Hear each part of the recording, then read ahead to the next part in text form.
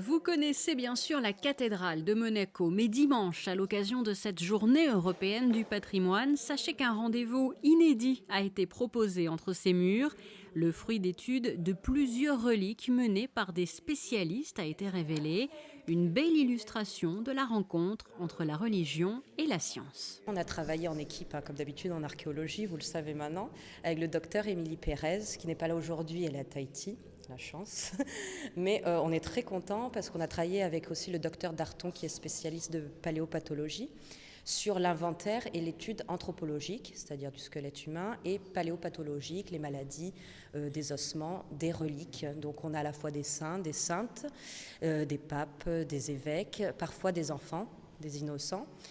Donc le travail était déjà d'identifier les ossements, de les déterminer, et puis de parvenir à connaître l'âge, le sexe ou la taille de l'individu, et évidemment s'il y avait des maladies liées aux ossements. Alors, comme nous sommes à Monaco, il y a bien sûr des saints et des saintes qui intéressent particulièrement les visiteurs. Je pense notamment à Sainte-Dévote. Qu'est-ce que vous avez pu apprendre sur les reliques de Sainte-Dévote ? Alors Sainte-Dévote, je vous rassure déjà, c'est bien humain. C'est une jeune femme, on a vu des ossements graciles, jeune individu, les os sont en cours de synostose, c'est-à-dire en cours de fusion, et elle a eu plusieurs traumatismes. On va retrouver des pathologies qui étaient fréquentes à certaines époques, d'autres qui sont beaucoup plus transversales à travers toutes les générations, mais globalement, nous avons une vision qui est plutôt historique,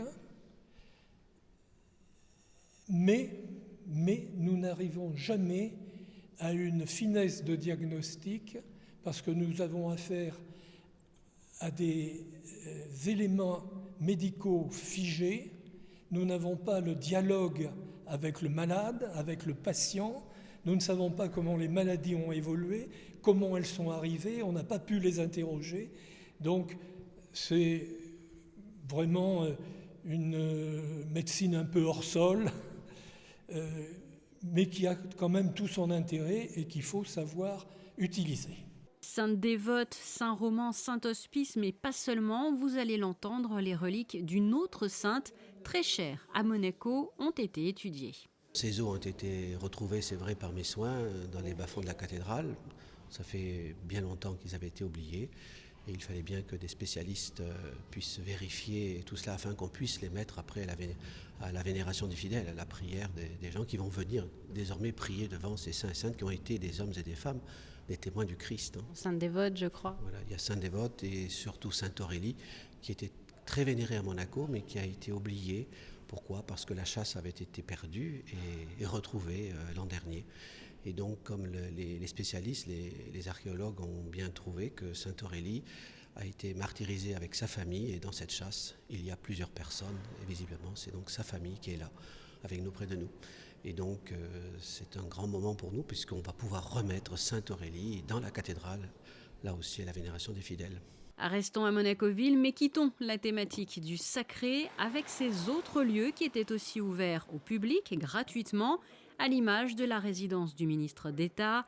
Les visiteurs ont pu, au fil des étages, découvrir les éléments comme les œuvres d'art qui composent les différentes pièces de cette résidence, la grande salle à manger, dite salle du Conseil d'État, et avoir accès aux terrasses qui dominent le port Hercule. De l'autre côté de la place de la Visitation, le Conseil national ouvrait lui aussi ses portes avec des présentations dans l'hémicycle et la visite du bureau du président. Cette exposition proposée à l'occasion de la Journée européenne du patrimoine. Autre exposition, du côté cette fois-ci du pavillon Bozio, école supérieure d'art plastique, qui figure sur la liste des sites communaux. Elle était composée d'une sélection d'œuvres des jeunes diplômés de l'établissement.